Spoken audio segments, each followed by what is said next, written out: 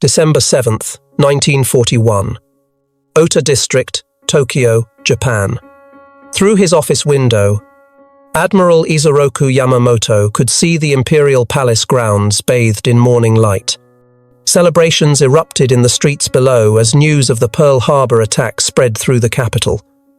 In the past 12 hours, Japanese carrier planes had struck Pearl Harbor with devastating precision.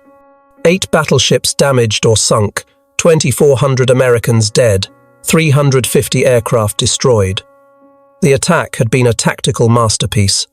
Japanese naval aviators had achieved complete surprise, executing their mission with extraordinary skill and courage. Yet Yamamoto sat alone in his office, consumed by dread rather than triumph. While military leaders and government officials celebrated what they believed was a decisive blow against American naval power, Yamamoto understood a truth that would haunt him until his death. This attack, which seemed like Japan's greatest victory, would prove to be the catalyst for Japan's inevitable defeat. He had spent years in America, more time than any senior Japanese military officer of his generation. He had walked through the steel mills of Pittsburgh, where blast furnaces produced more steel in a single day than some Japanese mills produced in a month. He had driven past the endless automobile factories of Detroit, witnessing assembly lines that churned out vehicles with mechanical precision that Japanese industry could not match. He had seen the agricultural abundance of California's Central Valley, where farms produced food surpluses that fed millions while Japanese agriculture struggled to feed its own population. He knew what his fellow officers refused to believe. America possessed industrial capacity that defied Japanese comprehension. The mathematics of war that his colleagues celebrated would soon become the mathematics of Japan's doom. What none of them understood, what they could not accept even when confronted with evidence, was that this attack would trigger the most rapid industrial mobilization in human history. A transformation so complete that within 6 months, American production would shatter every assumption Japanese war planners had made about their enemy's capabilities. The sleeping giant metaphor that would later become associated with this moment was apocryphal, but the sentiment was real. America, once aroused to fury, would prove unstoppable. The collapse of Japanese strategic assumptions began not with a military defeat, but with a single presidential speech. January 6, 1942, 30 days after Pearl Harbor. President Franklin Delano Roosevelt stood before a joint session of Congress to deliver his State of the Union address. He announced production goals that Japanese intelligence officers monitoring the speech would later dismiss as propaganda, impossible targets designed purely for American morale. 60,000 aircraft in 1942, 125,000 in 1943, 45,000 tanks in 1942, 75,000 more in 1943, 20,000 anti-aircraft guns in 1942, 35,000 in 1943, 6 million tons of merchant shipping in 1942, 10 million tons in 1943. These were not single-year goals as Japanese analysts initially interpreted them.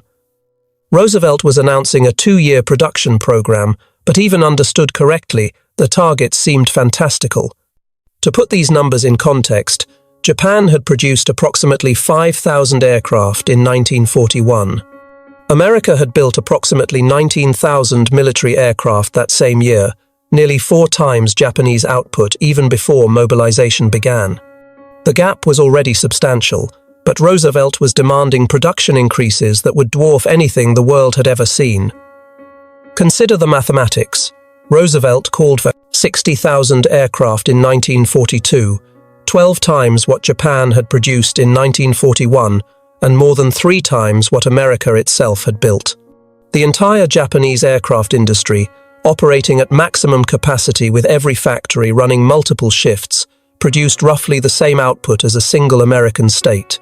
Japanese military planners simply could not conceive of industrial capacity on the scale Roosevelt was describing. Admiral Yamamoto had warned of this possibility. In 1941, months before Pearl Harbor, he had held a secret conversation with Prime Minister Fumimaro Konoe. The exact timing of this meeting remains disputed by historians, with sources citing dates ranging from early 1940 to November 1941, but the substance of Yamamoto's warning is well documented. If we are ordered to do it, I can guarantee to put up a tough fight for the first 6 months, but I have absolutely no confidence as to what would happen if it went on for 2 or 3 years. The Admiralty had ignored his warning. The Army General Staff had dismissed his caution as weakness, as defeatism unsuitable for a warrior. They believed American society was too soft, too divided, too decadent to mobilize for total war. They pointed to American isolationism, labor disputes, racial tensions, and political divisions as evidence that America lacked the unity and discipline necessary for modern warfare. They were catastrophically wrong. Within weeks of Pearl Harbor, the American industrial machine began a transformation that would rewrite the rules of modern warfare and establish new standards for national mobilization. The War Production Board was established on January 16, 1942, exactly 40 days after the attack. Chairman Donald Nelson, a former Sears executive with no military experience, received authority unprecedented in American peacetime history. He could commandeer factories, redirect raw materials, set production quotas, transform entire industries overnight. His power, derived from the War Powers Act, was nearly absolute in matters of industrial production. The speed of conversion stunned even American observers who understood their nation's industrial capacity. General Motors, the world's largest automobile manufacturer and a corporate giant that epitomized American industrial prowess, produced its last civilian car on February 10, 1942. 64 days after Pearl Harbor, the vehicle, a Chevrolet sedan, rolled off the assembly line at noon. By midnight, the same assembly line was being reconfigured for tank production. By March 1st, the massive Willow Run plant outside Detroit, purpose-built by Ford to manufacture B-24 Liberator bombers, had begun production. The plant was so large that it had its own railway system, its own power plant, and its own fire department. At peak production, Willow Run produced one complete bomber every 63 minutes. Ford, Chrysler, Studebaker, Packard, every major automobile manufacturer in America ceased civilian production entirely. These factories, which had produced 4.5 million cars in 1941, feeding America's appetite for personal transportation and symbolizing the American way of life, would produce exactly 0 civilian vehicles for the duration of the war. Instead, they built tanks, aircraft engines, artillery shells, machine guns, and military vehicles in quantities that Japanese planners had calculated were mathematically impossible given America's pre-war industrial base. The automobile industry's conversion provides a window into American industrial flexibility. A factory that had built car engines could, with relatively minor retooling, build aircraft engines. Workers who had assembled transmissions could learn to assemble tank drivetrains. The fundamental industrial infrastructure, the machine tools, the trained workforce, the management systems, the supply chains, could be redirected toward military production with stunning speed. Japan possessed no equivalent flexibility. Japanese military production existed in dedicated facilities that could not easily be converted or expanded. When a Japanese aircraft factory was damaged by bombing, it could not be quickly rebuilt or replaced. When American factories were operating at capacity, new factories were built in months. The scale of American production began overwhelming Japanese expectations almost immediately. In 1942, American factories produced 47,000 military aircraft, falling short of Roosevelt's ambitious goal of 60,000 but still nearly 10 times Japan's annual output of approximately 5,000. By 1943, production reached 85,000 aircraft, missing Roosevelt's target of 125,000 but still representing more aircraft than existed in the entire world just a decade earlier. These were not just fighters and bombers. They included transport aircraft, reconnaissance planes, trainer aircraft, gliders, and specialized types that Japan was not producing in any significant numbers. By 1944, American aircraft production peaked at 96,000 units. By war's end in 1945, cumulative American production reached 297,000 military aircraft. Japan, mobilizing its entire industrial base for war production and accepting drastic civilian privation, built 85,611 aircraft during the entire war from 1941 to 1945. The American to Japanese production ratio was more than 3-to-1, sustained across 4 years of maximum effort by both nations. The disparity was not merely quantitative. It was categorical, representing fundamentally different approaches to industrial warfare. America was fighting a war of material abundance, accepting that some aircraft would be lost to accidents, mechanical failures, or enemy action, but knowing they could be replaced faster than they were destroyed. Japan was fighting a war of scarcity, carefully husbanding resources, unable to replace losses, watching their numerical strength decline month by month regardless of tactical victories achieved. But the transformation went far beyond simple numbers on production charts.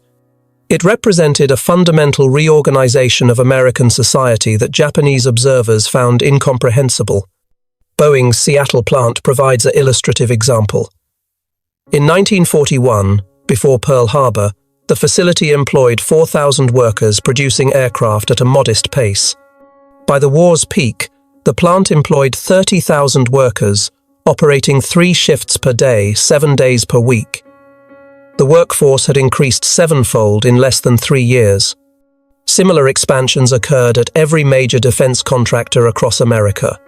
Where did these workers come from? From every segment of American society. Women, who had comprised less than 1% of aircraft industry workers before the war, made up over 10% by mid-1942.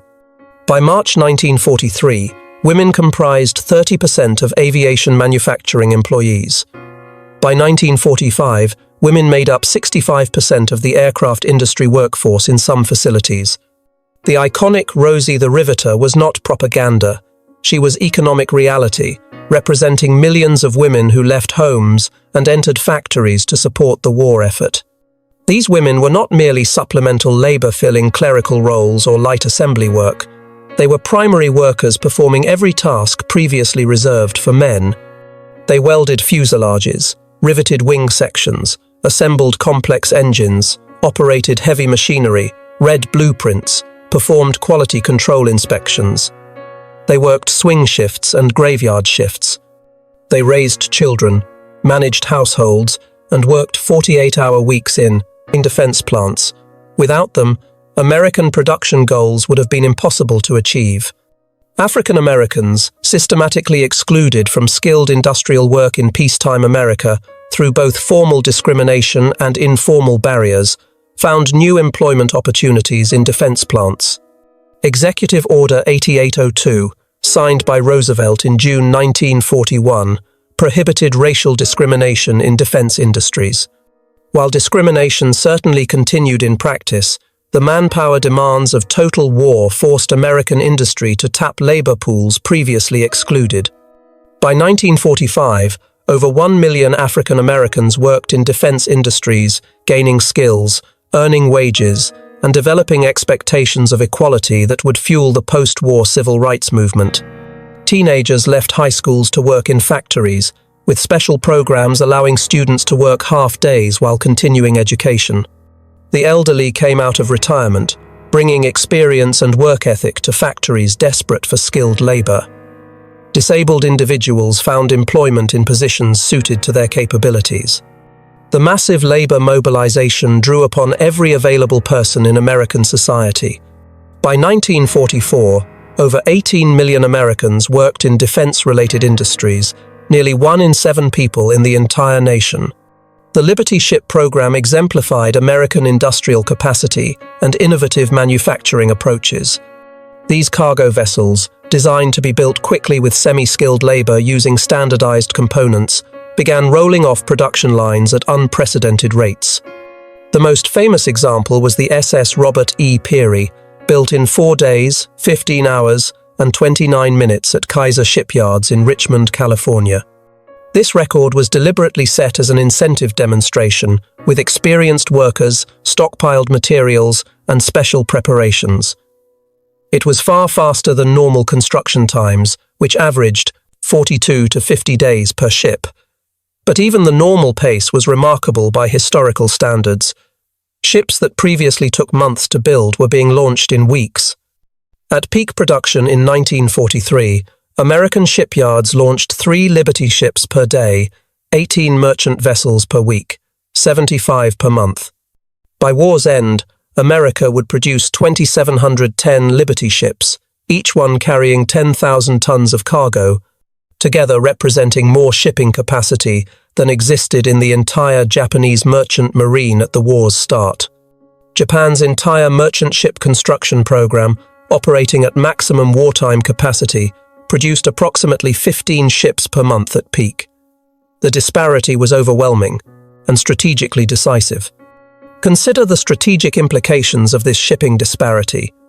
America could sustain military operations across 2 oceans, simultaneously supplying forces in Europe and the Pacific, maintaining civilian prosperity at home, and sending massive aid to allies including Britain, the Soviet Union, and China. Japan could barely maintain supply lines to its own frontline forces and saw its merchant marine systematically destroyed by American submarines. By 1945, Japan's merchant fleet had been reduced to approximately 10% of its pre-war tonnage, strangling Japanese industry of raw materials and military forces of supplies. The mathematical impossibility of Japanese victory became clear to any analyst willing to examine production statistics objectively. But Japanese military leadership refused to acknowledge reality. Lieutenant Commander Minoru Genda, one of the principal architects of the Pearl Harbor attack and one of Japan's most brilliant aviation tacticians, wrote in his diary in March 1942, "Barely 3 months into the war, we achieved tactical surprise, but I fear we have guaranteed strategic defeat. The Americans are not collapsing as we predicted. They are building. They are angry. They are unified." His concerns were noted by superiors, and Genda was quietly removed from strategic planning duties. The military leadership did not want officers who questioned inevitable victory. The Battle of the Coral Sea in May 1942, 5 months after Pearl Harbor, demonstrated the first significant check to Japanese expansion. For the first time since the war began, a Japanese invasion force was turned back without achieving its objectives. The Imperial Japanese Navy had planned to capture Port Moresby in New Guinea, establishing air bases within striking distance of Australia and completing Japan's defensive perimeter. American and Australian naval forces intercepted the invasion fleet, leading to history's first aircraft carrier battle, where opposing ships never came within visual range of each other. The tactical results were roughly even. The light carrier Shoho was sunk, and the fleet carrier Shokaku was badly damaged. The American carrier Lexington was sunk, and Yorktown was damaged. But the strategic implications favored America. More significantly than ship losses, the Japanese lost 90 aircraft and 77 pilots. For the Imperial Japanese Navy, these pilot losses were catastrophic. Japanese naval aviation training programs were lengthy, demanding, and produced relatively few graduates. Replacing 77 experienced pilots required a year or more, assuming training facilities and fuel were available, which they increasingly were not. These losses, which would have been acceptable attrition rates in a war against an equal power, were unsustainable against American production capacity. While Japan struggled to build replacement aircraft, train new pilots, and repair damaged carriers, American factories and flight schools operated 24 hours a day. New American pilots were completing training every week. New American aircraft were rolling off assembly lines every hour. The attrition equation favored America overwhelmingly. Then came Midway, June 4th through 7th, 1942. Exactly 6 months after Pearl Harbor, precisely as Admiral Yamamoto had predicted. The battle would prove the turning point of the Pacific War, not because of American tactical superiority, which was questionable, but because it revealed the strategic vulnerability that American production capacity would exploit relentlessly for the next 3 years. Admiral Yamamoto had committed 4 fleet carriers to the Midway operation: Akagi, Kaga, Soryu, and Hiryu. These vessels represented the core of Japanese naval air power, the same carrier force that had struck Pearl Harbor. Their pilots were the most experienced in the world, veterans of operations in China, Pearl Harbor, the Dutch East Indies, and the Indian Ocean. They had trained together for years, achieving levels of coordination and skill that American aviators, many with only months of training, could not match. Japanese naval aviation was, plane for plane and pilot for pilot, superior to anything America could field in mid-1942. None of this mattered when American dive bombers arrived over the Japanese carriers at the critical moment. American codebreakers, operating from a basement facility at Pearl Harbor, had cracked Japanese naval codes and provided Admiral Chester Nimitz with remarkably detailed information about Japanese plans. Nimitz positioned 3 carriers, Enterprise, Hornet, and the hastily repaired Yorktown, in ambush positions northeast of Midway Island. The Japanese, expecting surprise, sailed into a trap. The battle itself was decided in 5 minutes on the morning of June 4th. 3 squadrons of American dive bombers, arriving over the Japanese carriers by chance rather than coordination, found 3 carriers with their decks crowded with armed and fueled aircraft being prepared for strikes. Akagi, Kaga, and Soryu were hit by multiple bombs and transformed into infernos within minutes. Fuel lines ruptured. Bomb magazines exploded. Armed aircraft on deck detonated. The carriers, which had been Japan's premier naval assets hours earlier, became flaming wrecks that had to be scuttled. Hiryu, operating separately, launched a counterattack that crippled the American carrier Yorktown, but was itself discovered and destroyed later that day. In a single day of combat, Japan lost 4 irreplaceable fleet carriers and between 248 and 320 aircraft, depending on how losses are calculated. 110 pilots died, representing just under 25% of the total aircrew embarked on the 4 carriers. These pilots were irreplaceable. Their experience, their training, their institutional knowledge was lost permanently. American losses were significant. The carrier Yorktown was sunk by a Japanese submarine days after the battle. The destroyer Hammond, alongside Yorktown providing damage control assistance, was also sunk. 307 American servicemen died. But the strategic mathematics were what mattered. America lost 1 carrier, Japan lost 4. America could replace carriers faster than Japan could train pilots to fly from them. Japan could not replace either carriers or pilots at rates necessary to sustain attrition warfare. The implications were catastrophic for Japanese strategy and became clearer with each passing month. In the 3 years following Midway, from June 1942 to June 1945, Japan would complete 6 new carriers. America would complete 17 Essex-class carriers during the same period, each one larger, faster, and more capable than its Japanese counterparts. Each Essex-class carrier displaced 33,000 tons, carried 90 to 100 aircraft, and incorporated damage control features that made them extraordinarily difficult to sink. They were marvels of naval architecture and industrial production, but carrier production was only one measure of the industrial disparity that Midway had revealed. American shipyards, aircraft factories, pilot training programs, and every other element of naval aviation were scaling up exponentially, while Japanese capacity remained essentially static or actually declined, as resources became scarce and factories were damaged by bombing. The mathematical inevitability of Japanese defeat became clearer with each month's production figures. Consider the aircraft production comparison in detail.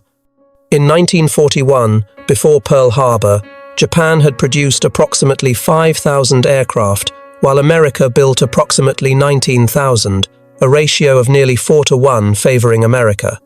In 1942, American production reached 47,000 while Japan managed approximately 20,000, widening the gap to more than 2 to 1. In 1943, America produced 85,000 aircraft, while Japan built approximately 28,000, a ratio of 3-1. The gap continued widening throughout the war. By war's end, America had produced 297,000 military aircraft total.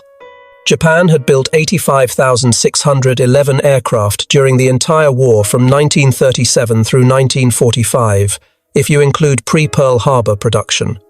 The cumulative ratio was more than 3-1, sustained across years of maximum mobilization by both nations. But simple ratios understate the disparity because American aircraft were, on average, larger, more complex, longer-ranged, and more heavily armed than Japanese aircraft.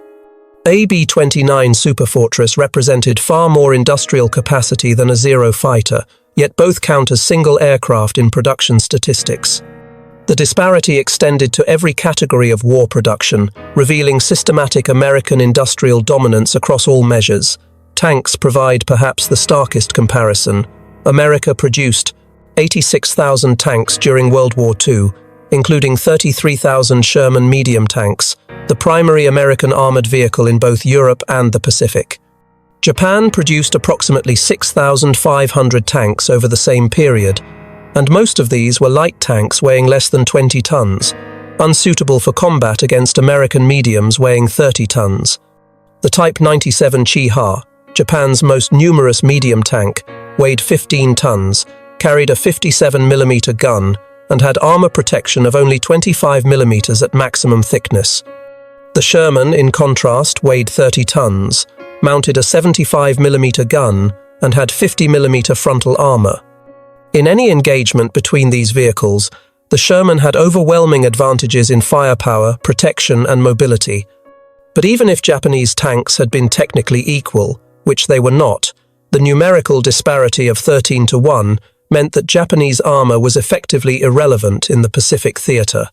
American tanks could be deployed in overwhelming numbers, ensuring victory through sheer quantity, even when qualitative differences favored Japan. American factories built 2 million military trucks during the war. Japan manufactured approximately 165,000 trucks. The ratio of more than 12-1 reflects fundamentally different approaches to military logistics. American forces were highly mobile, with infantry divisions possessing thousands of trucks for transport and supply. Japanese forces relied heavily on railroads, coastal shipping, and human porters for logistics. When American forces cut Japanese supply lines, Japanese troops often found themselves immobilized and starving. American forces, with abundant trucks and well-organized supply chains, maintained operational tempo and combat effectiveness, even in remote locations. American shipyards launched approximately 6,800 naval vessels during the war, including aircraft carriers, battleships, cruisers, destroyers, submarines, and auxiliary vessels. Japan completed fewer than 1,000 naval vessels. The disparity was overwhelming in every category. America built 24 Essex-class fleet carriers.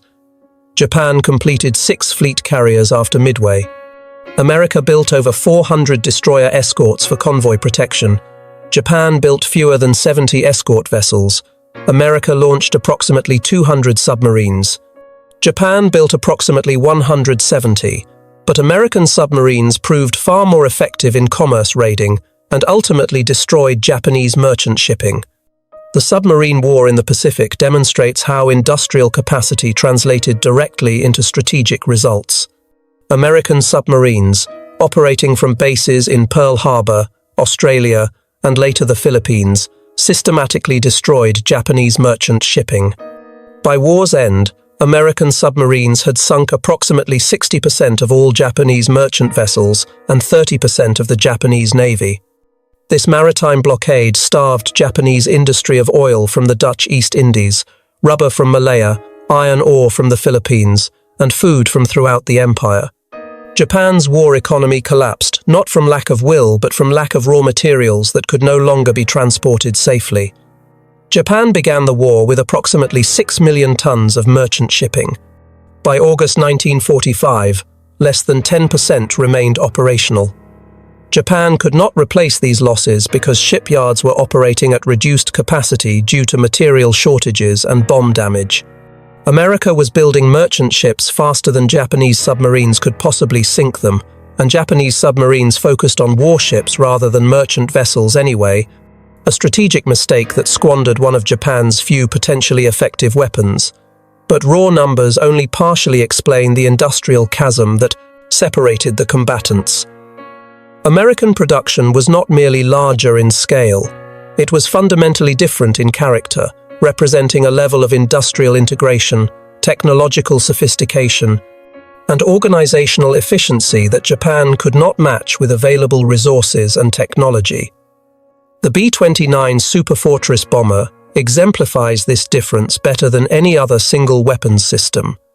The B-29 was designed specifically to strike Japan from distant bases, addressing the strategic problem of how to attack Japanese home islands when carriers could not safely operate in range and island bases were not yet available. Boeing designed the aircraft to carry heavy bomb loads across 3,000-mile distances at altitudes above 30,000 feet, higher than most Japanese fighters could effectively operate. The resulting aircraft was the most complex bomber of World War II and possibly the most sophisticated production aircraft built by any nation during the war. Each B-29 contained 40,540 different parts, from massive engine components to tiny electrical switches. The aircraft consumed 12 tons of aluminum in its construction, along with substantial quantities of copper, steel, rubber, and exotic materials like magnesium that Japan could barely obtain.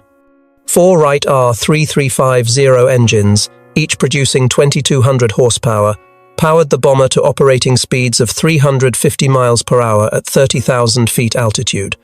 The pressurized cabin allowed crew members to operate in normal clothing rather than bulky heated flight suits. Remote-controlled gun turrets, aimed by sophisticated analog computers, provided defensive armament. The B-29 carried up to 20,000 pounds of bombs, equivalent to the total bomb load of 20 fighters, across distances of 3,000 miles. It struck targets that had previously been safe from air attack, bringing war directly to Japanese cities and industry. America would build approximately 4,000 of these bombers between 1943 and 1945. Each one represented industrial capacity and technological sophistication that exceeded Japan's entire aircraft industry output. The fact that America could produce 4,000 B-29s while simultaneously building thousands of fighters, medium bombers, transports, and other aircraft types reveals the scale of American industrial mobilization.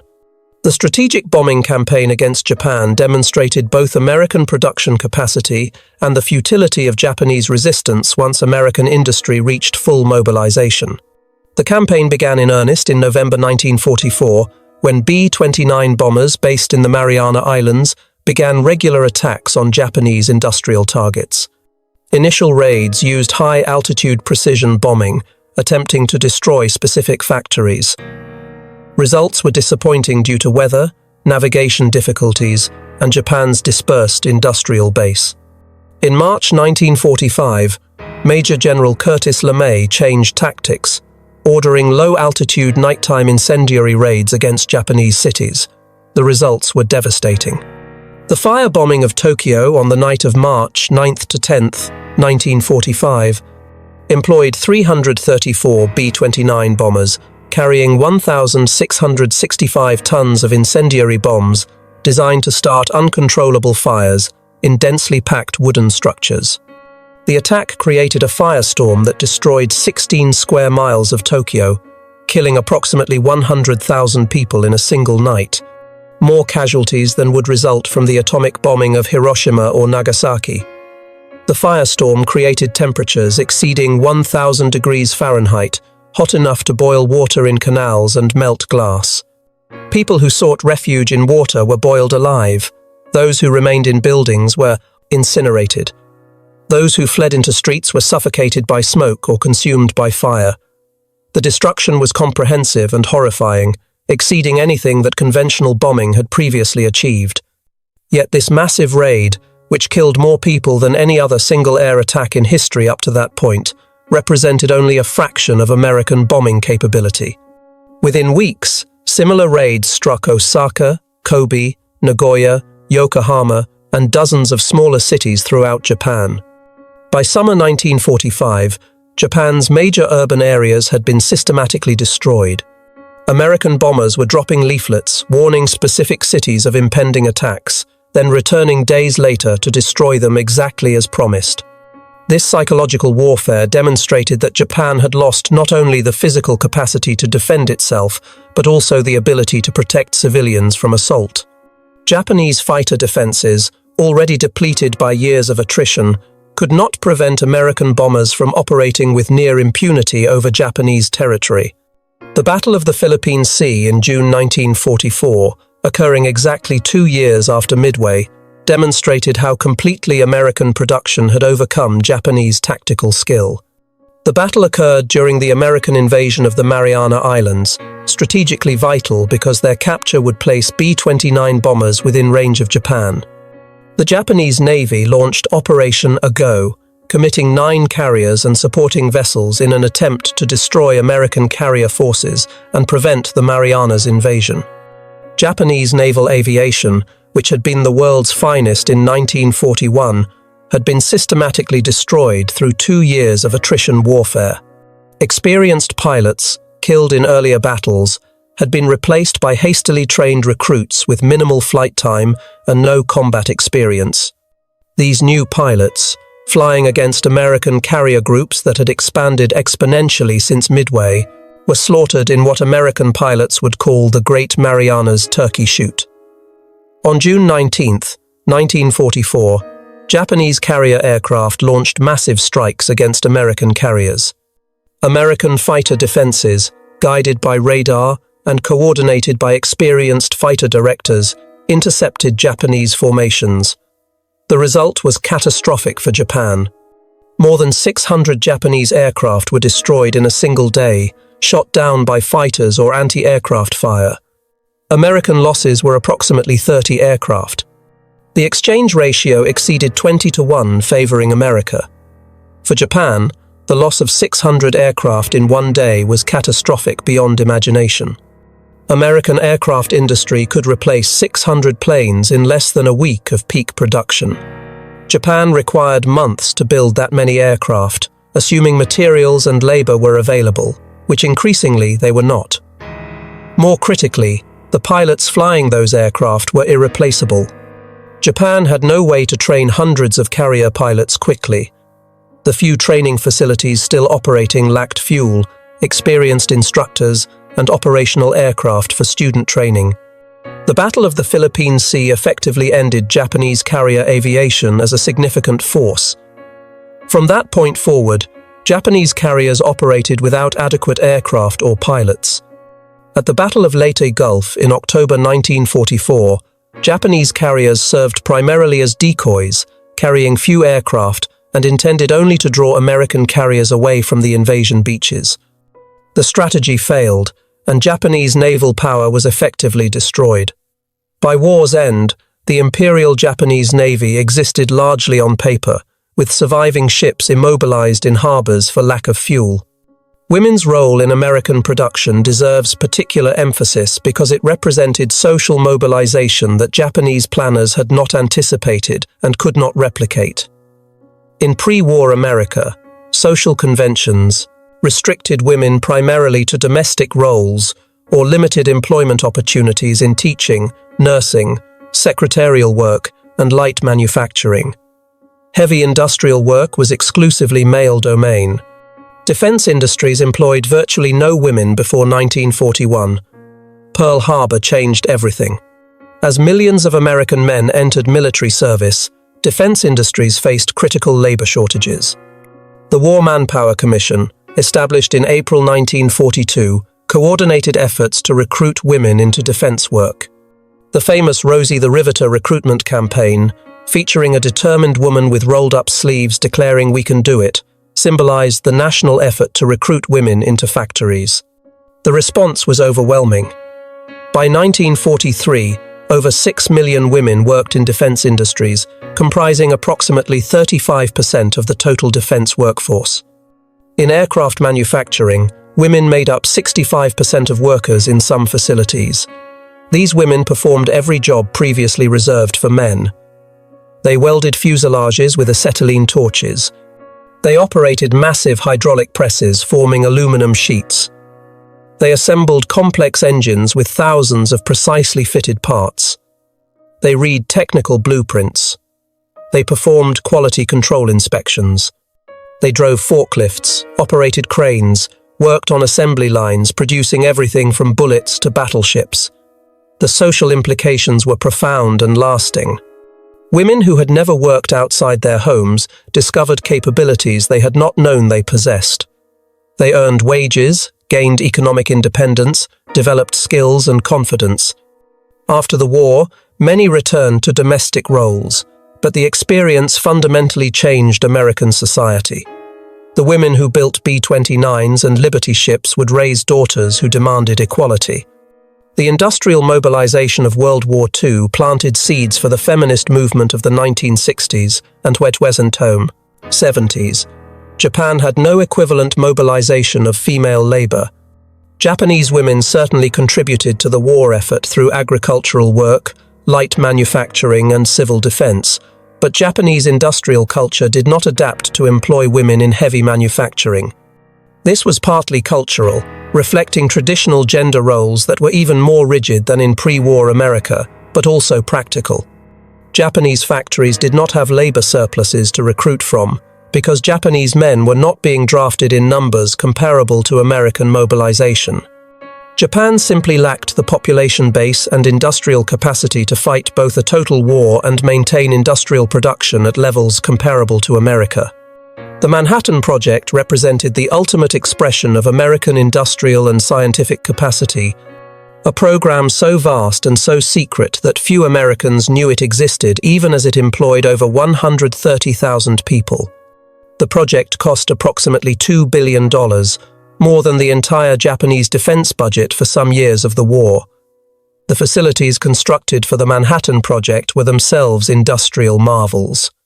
Oak Ridge, Tennessee, was built from scratch in 1943 as a uranium enrichment facility. At peak operation, the facility consumed 1/7 of all electrical power generated in the United States, more than New York City. The electromagnetic separation equipment, designed to separate fissionable uranium-235 from more common uranium-238, was manufactured by companies that normally produced commercial electrical equipment, but were converted to produce components for atomic weapons. Hanford, Washington, constructed simultaneously, produced plutonium in nuclear reactors that had never been operated at that scale before. The reactors required constant cooling with water from the Columbia River, processed in facilities that were the largest industrial installations in the Pacific Northwest. The entire operation was experimental, based on scientific principles that were barely understood, and engineering on scales never attempted. Los Alamos, New Mexico, served as the design laboratory where scientists and engineers designed the actual bombs. J. Robert Oppenheimer directed a team of brilliant scientists, many refugees from Nazi-occupied Europe, working frantically to complete weapons before Germany developed them first. The irony, not known until after the war, was that Germany never came close to building atomic bombs. German atomic research had been abandoned in early 1942 after scientists calculated that weapons development would require resources Germany could not spare from conventional arms production. The scientific knowledge, engineering expertise, and industrial infrastructure required for the Manhattan Project existed nowhere else in the world. Britain had excellent scientists, but lacked industrial resources. The Soviet Union had brilliant theoreticians, but lacked the technological base. Germany had started ahead, but abandoned the effort. Japan had some of the world's best physicists, but lacked uranium, industrial capacity, and the organizational resources for a program of necessary scale. Only America possessed all required elements: scientific knowledge, industrial capacity, electrical power, rare materials, engineering expertise, financial resources, and above all, the organizational capability to coordinate efforts across dozens of sites involving hundreds of companies and over 130,000 workers.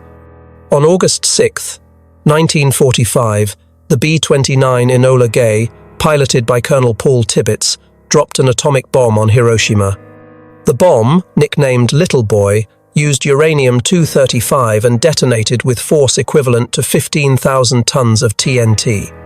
The explosion killed approximately 70 to 80,000 people immediately and destroyed 4 square miles of the city.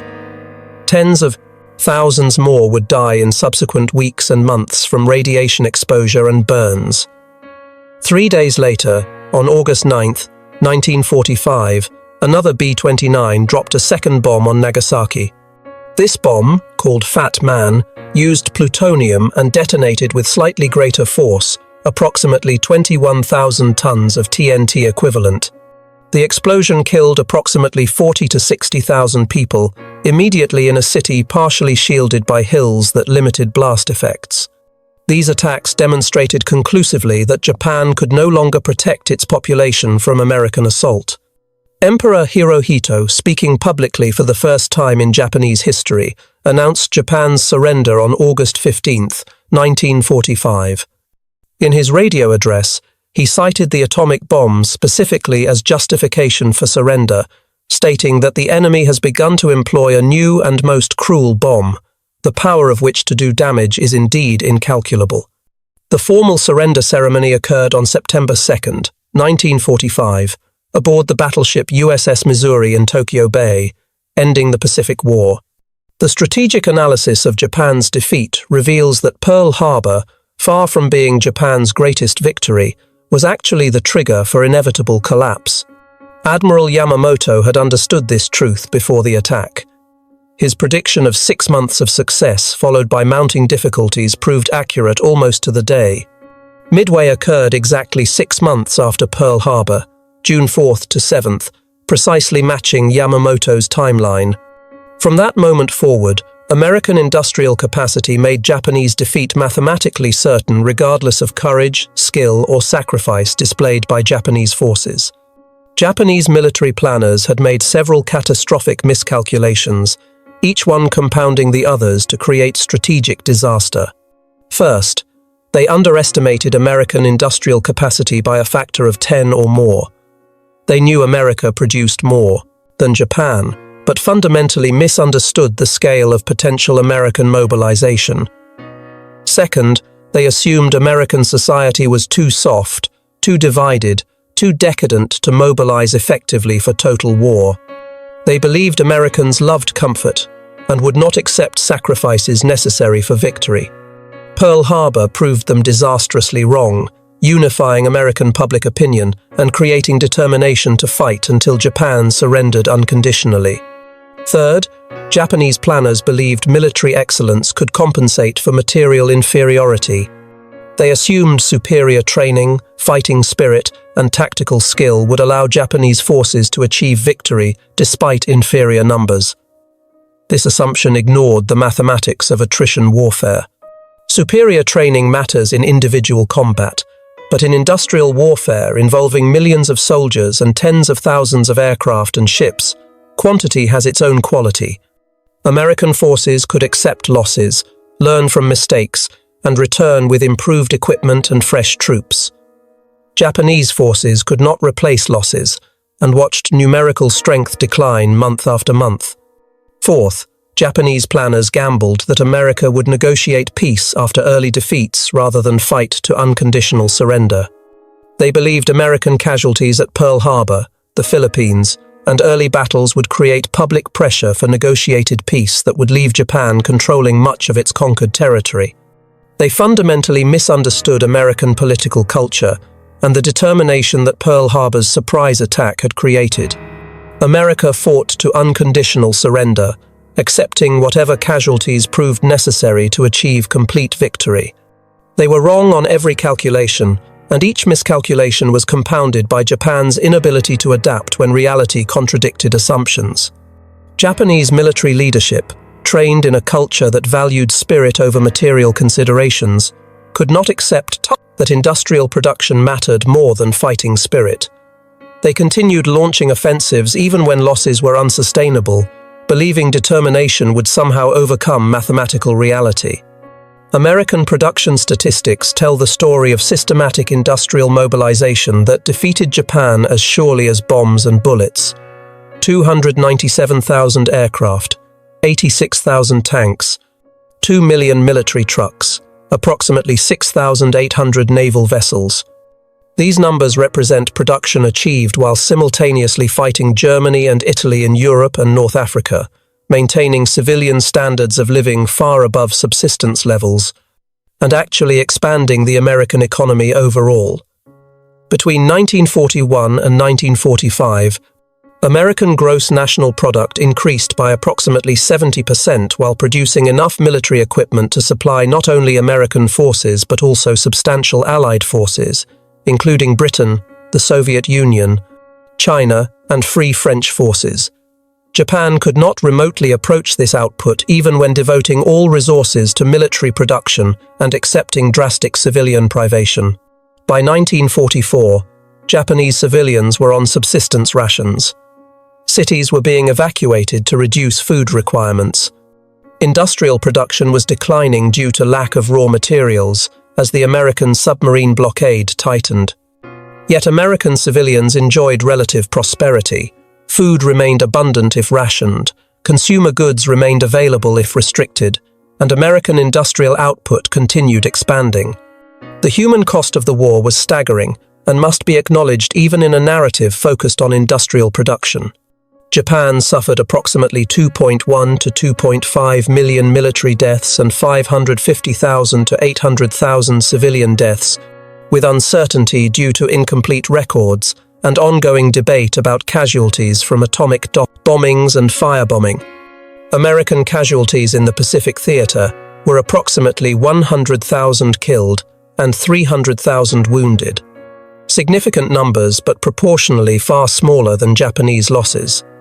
The disparity in casualties reflects the fundamental reality of the conflict. America could sustain losses and replace them with fresh troops, new equipment, and maintained morale. Japan could not. Every ship sunk, every plane shot down, every soldier killed represented irreplaceable loss for Japan, but temporary setback for America. By 1945, Japan was fielding inexperienced pilots with minimal training, operating damaged aircraft patched together from spare parts, burning alternative fuels made from pine tree roots because petroleum was unavailable.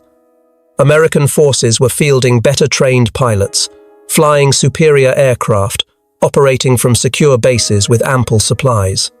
Post-war interviews with Japanese military leaders revealed the psychological impact of American production capacity. General Kawabe Torashiro, who served on the Imperial General Staff throughout the war, stated in post-war interrogations that Japanese planners had fundamentally misunderstood American industrial power. He acknowledged that Japan would have needed to increase industrial production 20-fold to match American output, something that was physically impossible given Japan's resource base, industrial technology, labor force, and geographic limitations. The strategic conclusion, he admitted decades after the war, when hindsight made everything clear, should have been obvious before the war began. America could not be defeated through military force because it possessed industrial capacity that made military victory mathematically impossible. Admiral Yamamoto had known this truth and tried desperately to communicate it to military and political leadership before the war began. He had lived in America from 1925 to 1925, studied at Harvard University, traveled extensively throughout the country, and served as naval attaché in Washington from 1926 to 1928. He understood that American industrial capacity, once mobilized, would prove overwhelming. His famous 6-month prediction was not military analysis based on battle tactics or strategic positioning. It was industrial calculation based on cold mathematics. He knew Japanese forces could achieve tactical victories for approximately 6 months, the time required for American industry to mobilize fully and for the American military to absorb initial setbacks, learn lessons, and return with overwhelming force. After that point, American production would overwhelm Japanese forces through sheer material superiority, regardless of Japanese courage or tactical skill. His prediction proved accurate to the month, and his death, in April 1943, meant he did not live to see the complete vindication of his warnings or the utter devastation that his colleagues' refusal to listen had brought upon Japan. The legacy of American production during World War II extended far beyond military victory over Japan and Germany.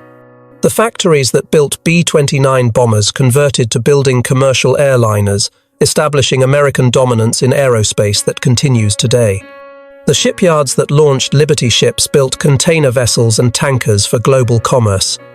The industrial capacity mobilized for war production transitioned smoothly to peacetime prosperity, establishing America as the world's preeminent economic power for generations. That dominance began with production goals announced 30 days after Pearl Harbor and proved through achievements that exceeded Japan's worst fears. The workers, engineers, and managers who performed this industrial mobilization deserve recognition alongside soldiers who fought in combat zones. They demonstrated that modern warfare required total societal mobilization. That victory came from coordinated effort involving millions of people across entire nations, and that industrial production mattered as much as tactical excellence on battlefields. Women welding Liberty ship hulls in Richmond shipyards contributed as much to victory as Marines landing on beaches at Iwo Jima and Okinawa. Engineers designing production systems for rapid aircraft assembly were as important as fighter pilots achieving air superiority over Japanese cities. The entire American home front mobilized for production in ways that Japanese planners had calculated were impossible in a democratic society where citizens retained freedom and government power was limited. The story of Pearl Harbor's aftermath is fundamentally about industrial production, resource mobilization, and the triumph of systematic industrial capacity over tactical military excellence. Japan's military forces were superbly trained, tactically proficient, courageous beyond question, and willing to sacrifice everything for victory. Japanese pilots, sailors, and soldiers fought with skill and determination that commanded respect from their enemies. These qualities, as impressive as they were, proved insufficient against an opponent who produced weapons faster than they could be destroyed, ships faster than they could be sunk, and aircraft faster than they could be shot down. Modern warfare, as American production demonstrated conclusively, was decided in factories as much as on battlefields. The nation that could mobilize industry effectively, organize production efficiently, and sustain output indefinitely would defeat opponents regardless of tactical victories or individual heroism displayed in combat. This lesson, learned definitively in the Pacific War, would shape military thinking for generations and drive Cold War competition between America and the Soviet Union in following decades. Today, historians assess Pearl Harbor as one of history's greatest strategic miscalculations, a decision that doomed the nation that made it. Japan attacked an opponent with more than 10 times their industrial capacity, believing that military excellence, fighting spirit, and tactical surprise could overcome material inferiority. They gambled that America would negotiate peace after early defeats rather than mobilize fully and fight to unconditional surrender. They assumed American society was too divided, too soft, too focused on individual comfort to accept sacrifices necessary for total war. They were wrong on every calculation, and the cost of those miscalculations was complete defeat, occupation, atomic bombing, loss of empire, and fundamental transformation of Japanese society and government. The 6 months from Pearl Harbor to Midway demonstrated the speed and completeness of American mobilization. The remaining 3.5 years of war demonstrated the inevitability of American victory once that mobilization achieved full strength and American production reached levels that Japan could neither match nor effectively resist. Roosevelt's production goals, announced 30 days after Pearl Harbor in his State of the Union address, and initially dismissed by Japanese intelligence as propaganda designed for American morale, were largely achieved or exceeded when considered across the 2-year time frame Roosevelt had specified. 60,000 aircraft in 1942 became 47,000, falling short but still nearly 10 times Japanese annual output. 125,000 aircraft in 1943 became 85,000, missing the target but still dwarfing enemy production and representing more aircraft than existed in the entire world a decade earlier. The tank goals were met or exceeded across the 2-year period. 45,000 tanks in 1942 plus 75,000 in 1943, totaling 120,000, was approximately achieved, with American factories ultimately producing 86,000 tanks during the entire war. The shipping goals were exceeded dramatically, with American shipyards launching far more tonnage than Roosevelt had requested. The anti-aircraft gun production met or exceeded targets. The story of Japanese expectations versus American industrial reality stands as enduring testament to the danger of misunderstanding your opponent's capabilities, of making strategic decisions based on assumptions rather than facts, and of believing what you wish were true rather than accepting reality. Japan's military planners made calculations based on incomplete information, cultural assumptions that proved false, systematic underestimation of American resolve, and strategic wishful thinking that ignored contrary evidence. They believed what they wanted to believe, what fit their preconceptions about American weakness and Japanese superiority, rather than conducting cold mathematical analysis of relative industrial capacity and strategic resources. Admiral Yamamoto, who had lived in America and understood American industrial capacity firsthand, tried desperately to warn them. His warnings were ignored, dismissed as defeatism, treated as lack of fighting spirit. The result was catastrophic defeat, occupation by foreign forces for the first time in Japanese history, atomic bombing, loss of empire, and complete transformation of Japanese government and society. The magnitude of American achievement becomes overwhelmingly clear when examining complete production statistics across all categories. America built 297,000 aircraft while fighting on multiple continents and oceans. Japan built 85,611 aircraft while focusing primarily on one theater. America produced 86,000 tanks. Japan built approximately 6,500. America launched approximately 6,800 naval vessels. Japan completed fewer than 1,000. In every single category of military production, in every measure of industrial output, in every comparison of war-making capacity, the disparity was overwhelming, sustained across 4 years, and ultimately decisive in determining war outcomes. The final verdict on Pearl Harbor's strategic value comes from Japanese sources themselves, from the officers and leaders who planned and executed the attack and lived to see its consequences. Admiral Yamamoto, before his death on April 18, 1943, when his aircraft was shot down by P-38 Lightning fighters flying from Henderson Field on Guadalcanal in an ambush enabled by code breaking, had written privately that the attack had been a tactical success, but a strategic catastrophe of the first magnitude. It destroyed battleships, impressive targets that made good propaganda, but were increasingly obsolete in carrier warfare, while missing the carriers that would prove decisive. It unified American public opinion, which had been divided between interventionists and isolationists, creating national consensus for total war that might have been impossible to achieve through normal political processes. It guaranteed American entry into war with fury and determination rather than reluctant participation that Japan might have managed through diplomatic means. Most fatally, it awakened American industrial capacity, mobilized American society completely, and triggered the transformation that made Japanese defeat inevitable. The attack that was supposed to cripple American naval power and enable Japanese victory instead guaranteed Japanese defeat by mobilizing an opponent whose industrial capacity, once aroused, proved unstoppable. By striking Pearl Harbor in a surprise attack that Americans perceived as treacherous and dishonorable, Japan triggered the most rapid and complete industrial mobilization in human history. The transformation occurred because American industrial capacity, which Japanese planners had fundamentally misunderstood and systematically underestimated, mobilized with unprecedented speed, achieved unprecedented scale, and operated with unprecedented efficiency. The workers in American factories won the Pacific War, as certainly as soldiers in combat zones.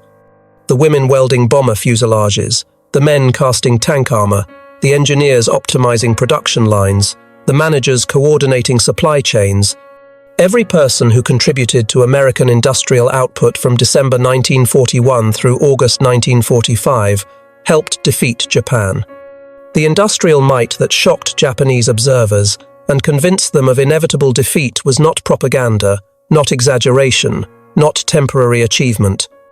It was mathematics, cold calculation, systematic mobilization of resources and capabilities that Japan could never match.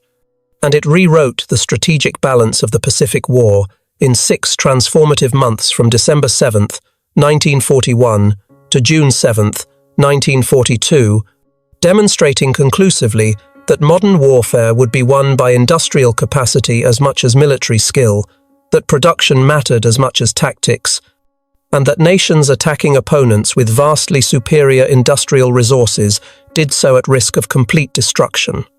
The transformation of American society during this period deserves deeper examination because it represents perhaps history's most complete example of democratic mobilization for total war. Unlike authoritarian regimes that could command sacrifice through force, American mobilization occurred through voluntary participation, economic incentives, patriotic appeals, and social pressure. Defense workers earned good wages, often better than pre-war employment. Women entering factories gained economic independence along with patriotic purpose. African Americans found opportunities previously denied them. The mobilization succeeded not through coercion, but through aligning individual interests with national goals. The War Production Board under Donald Nelson, succeeded by Julius Krug in 1944, coordinated industrial mobilization with remarkable effectiveness considering the scale and complexity of the task. The board allocated scarce materials, set production priorities, resolved conflicts between competing demands, and ensured that production facilities operated at maximum capacity. The board's work represented economic planning on scales previously attempted only by totalitarian governments, yet it operated within democratic constraints, responding to political pressures, negotiating with industry leaders, and maintaining public support. The achievement becomes even more remarkable when considering the obstacles overcome. American industry in 1941 was not prepared for war production. Factories designed for civilian goods required extensive retooling. Workers needed training for unfamiliar tasks. Supply chains had to be reorganized. Management systems developed for peacetime production proved inadequate for wartime demands. Yet within months, American industry transformed itself completely, achieving production levels that Japanese observers found literally incredible even when confronted with evidence. The speed of transformation exceeded anything Japanese planners had considered possible. In their calculations of American industrial potential, Japanese analysts had assumed that democratic societies with competing interests and limited government power would mobilize slowly and incompletely. They assumed labor disputes would disrupt production, that racial tensions would undermine cooperation, that political divisions would prevent unified action. The unity and speed of American mobilization after Pearl Harbor shattered these assumptions completely. Consider the social implications of this mobilization. Women entering factories in massive numbers challenged traditional gender roles and demonstrated capabilities that pre-war society had denied or ignored. African Americans gaining industrial employment and military service challenged racial segregation and planted seeds for civil rights movements that would transform American society in following decades. The shared experience of war mobilization, of working toward common goals, of sacrificing for collective good, strengthened American national identity and demonstrated that democratic societies could mobilize as effectively as authoritarian regimes without sacrificing fundamental freedoms. The Japanese military leadership's fundamental misunderstanding of American society contributed directly to strategic defeat. They believed democracy was weakness, that freedom meant decadence, that individualism prevented collective action, Pearl Harbor proved them catastrophically wrong. American democracy, aroused to fury by surprise attack, mobilized more completely and effectively than Japanese authoritarianism. American individualism, channeled toward national purpose, achieved more than Japanese conformity. American diversity, drawing upon talents and energies of every group in society, outproduced Japanese homogeneity. The lessons extended beyond World War II, shaping Cold War competition and influencing military thinking for generations. The nation that could mobilize industrial capacity most effectively, that could organize production most efficiently, that could sustain output most reliably, would possess decisive advantages in prolonged conflicts. This understanding drove Cold War arms races, space competition, and technological development. The pattern established in the Pacific War, where American industrial capacity proved decisive, repeated in Cold War competition, where American economic strength ultimately exceeded Soviet capacity, despite Soviet advantages in some military technologies. The human stories behind the statistics deserve remembrance. The teenage girl from Iowa who left high school to weld Liberty ship hulls, earning wages that supported her family and discovering capabilities she had never suspected. The African-American man from Mississippi who migrated to Detroit and found factory work that paid 3 times what he had earned as a sharecropper, experiencing for the first time what economic opportunity felt like. The grandmother from Oregon who came out of retirement to inspect aircraft parts, bringing decades of experience to quality control that ensured American pilots flew safe aircraft. These individuals, multiplied by millions across America, transformed their nation and changed world history. They were not soldiers, did not fire weapons, never saw combat. Yet their contributions were as essential to victory as any battle won, any island captured, any enemy defeated in combat. They proved that modern warfare required total societal mobilization, that civilians mattered as much as soldiers, that home front was as important as battlefront. The legacy of their achievement extends to present day. The industrial base they built supported American prosperity for generations. The social changes they initiated, particularly regarding women's roles and racial equality, transformed American society fundamentally. The demonstration that democratic societies could mobilize effectively provided ideological foundation for Cold War competition and continues influencing debates about governance and social organization. Japan learned these lessons through catastrophic defeat, through occupation, through fundamental transformation of society and government.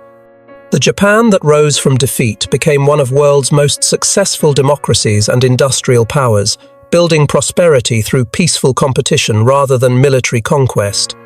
This transformation occurred partly because Japanese leaders who survived the war understood what had defeated them. They had witnessed American industrial capacity firsthand. They understood that prosperity came from production, not conquest, from cooperation, not coercion, from freedom, not authoritarianism. The world learned these lessons by watching American industry transform warfare itself, establishing patterns and principles that would shape military competition for generations and define the nature of great power conflict in the industrial age. The 6 months from Pearl Harbor to Midway proved that surprise attacks and tactical brilliance were insufficient against opponents possessing overwhelming industrial advantages. The remaining years of war proved that once mobilized, American industrial capacity could sustain military operations across multiple theaters simultaneously while maintaining civilian prosperity, something no other nation achieved during World War II.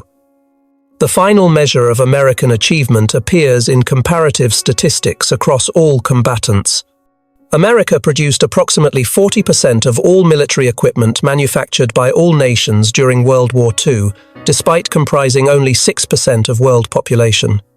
This ratio of production to population, sustained across 4 years of maximum effort, exceeded anything achieved in human history and demonstrated conclusively that democratic capitalism could mobilize resources as effectively as any authoritarian system while maintaining political freedom and improving civilian standards of living. The industrial mobilization that defeated Japan continues teaching lessons about national power, societal resilience, and the sources of strength in modern competition between nations. Physical courage matters.